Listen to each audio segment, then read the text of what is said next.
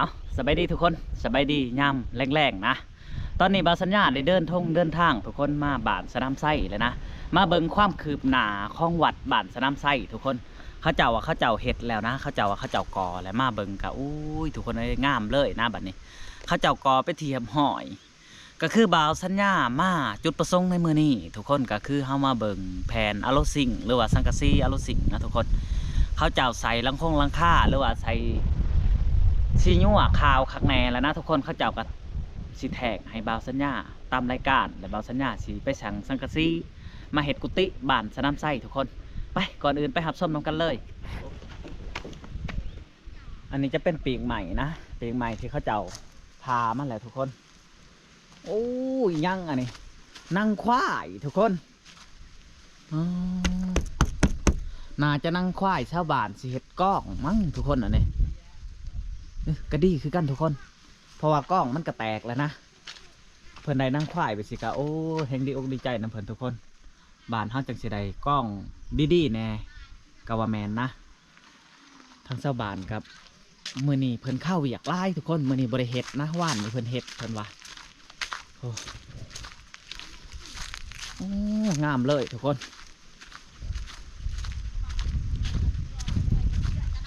ใส่ไปทีเข็มหอยแล้วนะบัดนี้เอาทุกคนมาหอดแล้วโอ้งามเลยนะทุกคนบาทนี่เถอะคักหลายบาทนี่เพิ่นเฮ็ดลังซ่อนนะทุกคนมีลังซ่อนลังไงแล้วก็ลังซ่อนเลยนะเบิ้งขึ้นไปเบิ้งทุกคนโอ้ก่อแล้วนะทุกคนนี่งามเลยทุกคนนี่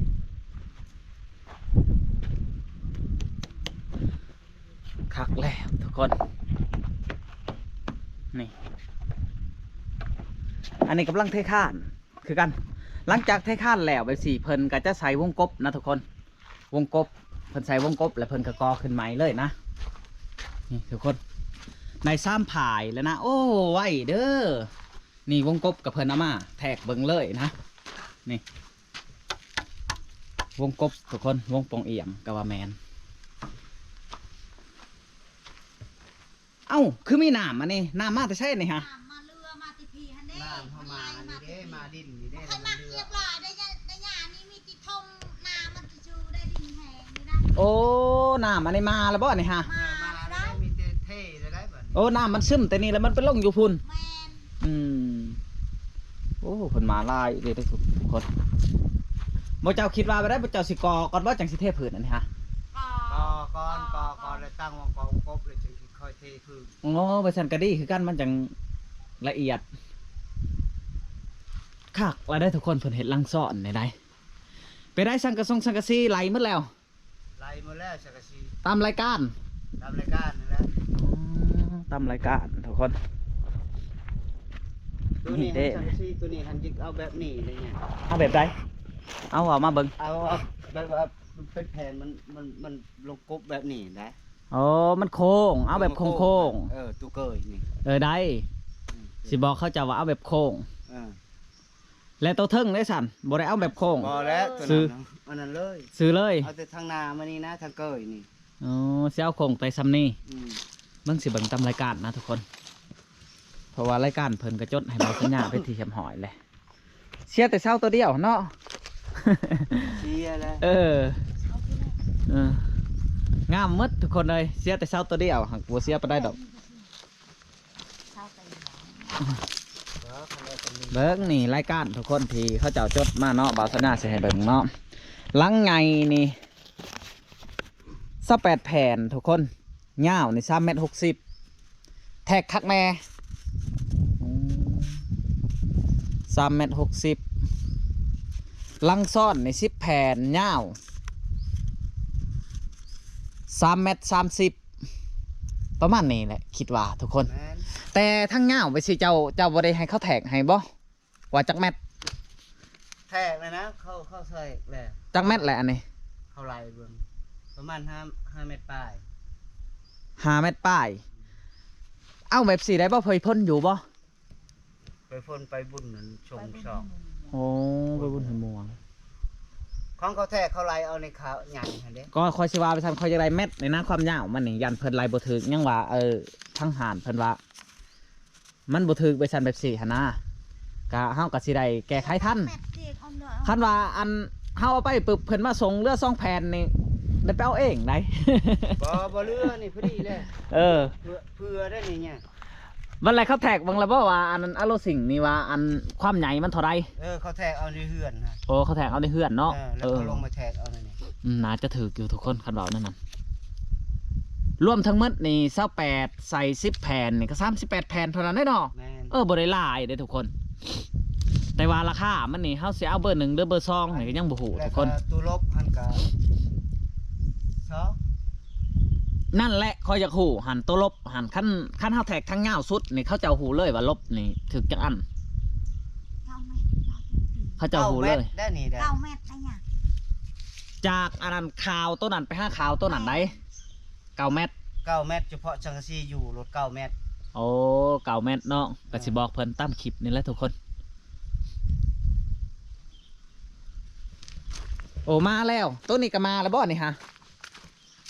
คือตัวนี้ เรียบร้อยหมดแล้ว ยังแต่บ่ทันได้ซับอันนี้เนาะ มีแต่ว่า เทค่ะ เขาเทอันนั้นแล้วมีแต่ชิแป้งแล้วมีกระติกกอนั่นสิเทเลยเด้อ อ๋อเท่แล้วแหละเท่ไปได้ก็เท่ให้มันเพียงก็พอ เนาะทุกคน ก็ เพราะว่าเฮาเท่ไปแล้วเฮายังสิปลูกกะโหลอยู่หั่นนะ ก็เทไปว่าเฮาบ่ได้ แม่น คัดแบบเฮาเทให้มันเพียงเลย ให้มันเพียงแล้วก็อันนั้นยานะทุกคนเบิ่งสิเบิ่งทั้งเพิ่นกอก่อนมื้อนี้นี่บ่ได้เฮ็ดข้าไปบุญเนาะมื้อนี้เนาะ พักพร โอ้งามเลยทุกคนเลยนี่ก็ขึ้นเลยนะ ได้ผักสวนหนึ่งเลยซัมนี่บาสัญญาว่าเร็วได้ทุกคนเร็วแล้วก็ไวนะนี่เพิ่นกอนี่เพิ่นใช้ตะปูอยู่เนาะบอนกอนี่เนาะนี่แหละทุกคนเริ่มสิสำเร็จเสร็จสิ้นแล้วได้ขันเบาแน่ๆ โอ้คักแล้วทุกคนบ้านเฮาสามัคคีกันนี่ลีนี่แหละทุกคนขนาดบ้านหน่อยนะนี่ยังสามัคคีซ้ำนี่ท่านบ้านใหญ่นี่โอ้ยทุกคนเลยแห้งแล้วไว้นะแหละอันนี้เป็นขั้นร้อยบ่ตัวนี้หันขั้นร้อยเนาะบริกรต้นนี้แม่นบ่ ไหน นี่ตัวนี้ฮะ ตัวนี้ให้มันอันนั้นได้ เป็นขั้นร้อย ข้านกระทมมันแล้วจะเนาะนี่กระทมแล้วนี่เอาเซาะเข้าไปทมมันของที่ตั้งประตูเข้านี่ แม่นว่าตัวนี้ฮะเป็นตัวร้อยบ่นี่ฮะนี่พื้นนี่นะโอ้ ของบ่ทันอันนั้นแล้วก็บ่ทัน ก่อนบ่เจ้าสิเทบ่เจ้าเอาแป้นมาแอมทั้งหลุมก่อนเด้อ มันแล้ว แอมแล้วจังเทหลังจากมันแห้งแล้วจะมาเทตัวนี้จะมันสิได้ กับ อย่า แป้ มัน น ไล่มาพี่เนาะ มันลอยเลยอย่ามันไล่มา บ่แม่นแป้นบ่เอาแป้นแล้วเอาบล็อกแล้ว ชับใช่นะครับ แมน เพื่อเฮาสิเทตัวนี้ เป็นได้อันเรื่องบ้านประตูที่เจ้าเล่าสู่ฟังเขาเจ้าว่าแบบได้ทั้งหมดจืออยู่บ่ ประตูหันแต่ว่าบ่ได้สั่งอันเฉพาะอันนั้นหันเฉพาะแต่บ้านนั้นอยู่ในบ้านใหญ่กับบ้านตัวนี้หันบ้านน้อยหันรวมมูลค่าหันถือว่า500,000 บ่ร่วมหมดเลยว้าวร่วมหมดเลยบ้านอะเพราะว่าเขาสิซื้อบนเดียวหมดเลยเด้ วันเดียวแต่ว่าบ้านตัวนี้ยังทันไรบ้านช่องบ้านนั้นบ้านห้องน้ำนี่ โอ้ เพราะว่าบ้านตัวนี้หันบ้านเฉพาะตัวนี้หัน หรือว่าบ้านห้องน้ำมักไว้ได้มักแบบสีขาวๆหั่นบ่ จังหวะนั่นแหละ บ่เจ้าคิดว่ามักบ่นั่นน่ะ ได้จะเอาเงา ตัวเองคิดว่า บ่แล้วแต่ชาวบ้านได้ทั้งเฮาบ่ได้อันนั้น นี้หันเฮา เออ สิใช้แบบว่าธรรมดานะห้องน้ บ่แล้วก็อยากเฮ็ดให้มันงามและเพิ่นอยากเฮ็ดให้มันงาม ำ เนาะ ประเทศก็มันงามก็มีที่บ้านนั่นแหละ นานี่แกอ่อง บ้านใหญ่นั่นแหละ บ้านใหญ่ อืม บ้านใหม่เลย นั่นแหละคอยอยากถามว่าบ้านใหม่กับบ้านย่างสิเอาตัวใดหั่นนะ ใหม่แล้ว บ้านย่างเจ้าก็เคยเห็นนะว่าบ้านย่างไผไหนเคยเห็น ยังบ่เห็นเลยบ้านยามเป็นแบบใด อ๋อไปแบบเมืองหั่นเด้แบบแถวหมอกแถวเมืองเขาเจ้าใส่บ้านย่างเคยเห็นบ่พ่อใบบ่เคยเห็นก็ใส่บ้านใหม่ไปเลย อืม ตามหงมอหั่นเด้เคยเข้าอยู่บ่ห้องน้ำแถวหงมอ บ้างแม่ เออ บ้างเลย เห็นแล้วอ่ะ เห็น เออ โอ้นั่นบ่งามไม่งาม บ่งามเนาะ ใส่ใหม่เอาใหม่ บ่งามก็เอาใหม่ เอาใหม่เอา เอาใหม่แล้วให้เพิ่นไล่บัดเดียว ไม่เป็นไร แต่จุดประสงค์ในมือนี้เฮาว่าในมือนี้เฮาสิเอาก่อนนี่ก็คือสังกะสีเนาะ เออ และตะปูหรือน็อตเอาบัดนี้เว้าตรงๆสุดท้ายเด้อบัดนี้ เอาน็อตเอาน็อต เอาน็อตเนาะเอาน็อตทุกคนก็คือเขาจะเอาน็อตย้ำคำเก่าว่าเอาน็อตในเพิ่นสิฮู้ดอกว่าจักทงว่าแต่ไปหาเพิ่นบางที่เป็นแบบสีเด้อสังกะสีโลสิงนี่คันคอยไปสั่งปุ๊บนี่คอยสิเอาเบอร์เจ้าให้เขา อืม แล้วเขาสิติดต่อหาเจ้าเอง เพราะว่าบื้ออื่นนี่คอยสิขึ้นผู้แล้ว เพิ่งเลย คอยไปบ่ได้เฮิง4 วันคอยก็กลับลงมาหรือว่าอยากล่อคอยมาก่อนก็ได้ไม่ซั่นก็ได้ ตัวนี้หันบ่เผาอันนั้นก็ได้ตัวนี้ ตัวใด ว้าวสักสี สังกะสีฮะ เพราะว่ายังสิเฮ็ดตัวนี้ อืม เพราะว่าเขามาเมื่อจะนอนนี่มันแลเวียกแล อย่าว่าส้มเจ้าแดดเดี๋ยวนี้หันเห็นคอยเว้าคันส้มเจ้าว่าบ่แดดก็แล้วแต่ ก็บ่ได้ดอกเพราะว่าเฮาก็สิเบิ่งนี่เฮาสิให้เขาก่อเลยประมาณนี้บ่ตั้งอันนั้นวงกบ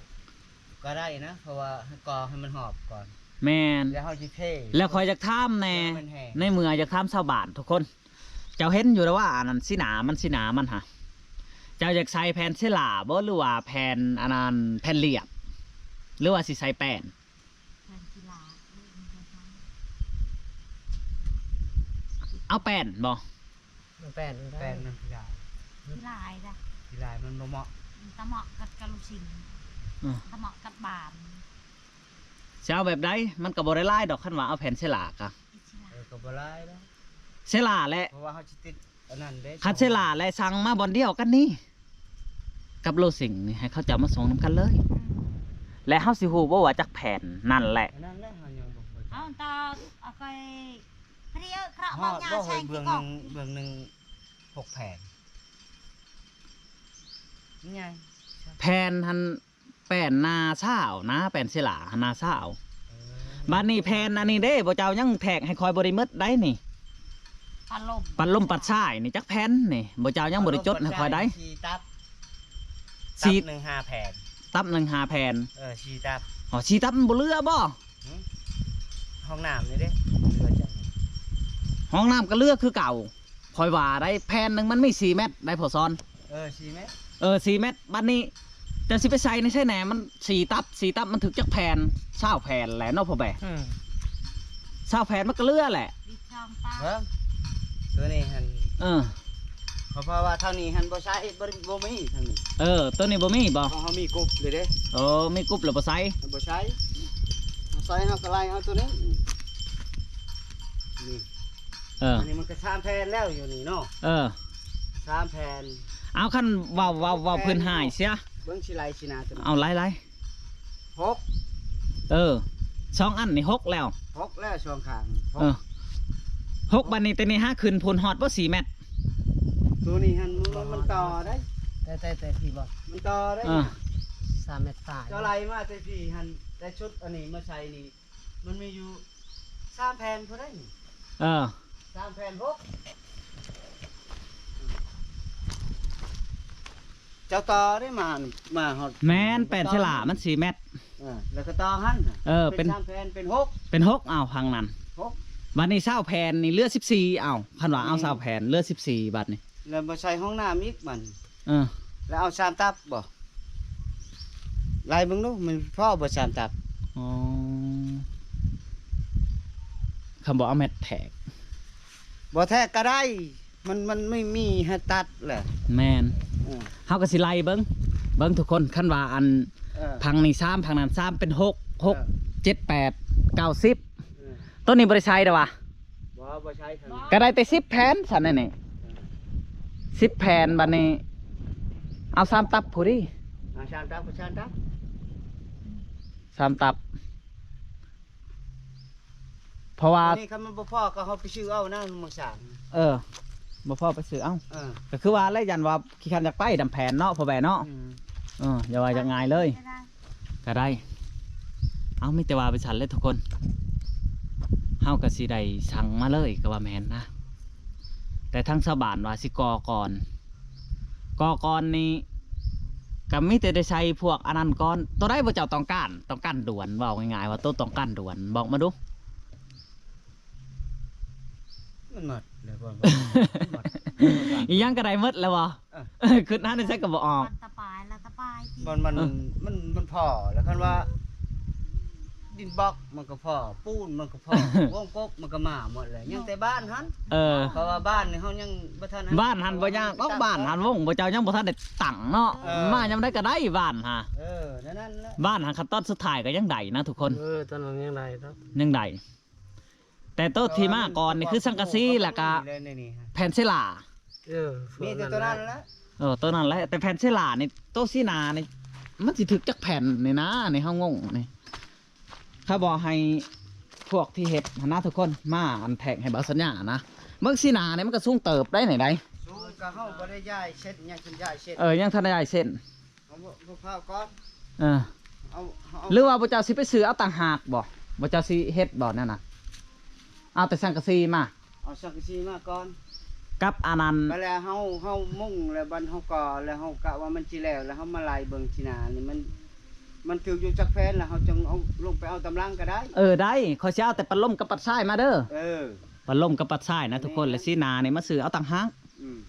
เพราะว่าซีนาเนี่ยเขาเจ้าสิใส่อันนั้นแผ่นเซลาคือเก่านะทุกคนเขาใส่แป้นบ่จะงามเขาสิได้ทาซีเนี่ยแม่นบ่อันนี้ยังว่ามันสำเร็จเขาจะได้ซียังกับซีกระเบื้องกระไดแบบเดียวเลยจบทุกคนแนวนั้นเขาว่าใส่แผ่นเรียบมันผดบ่งามเนาะ มันบ่ถูก บ่งามทุกคนใส่แผ่นเรียบนี่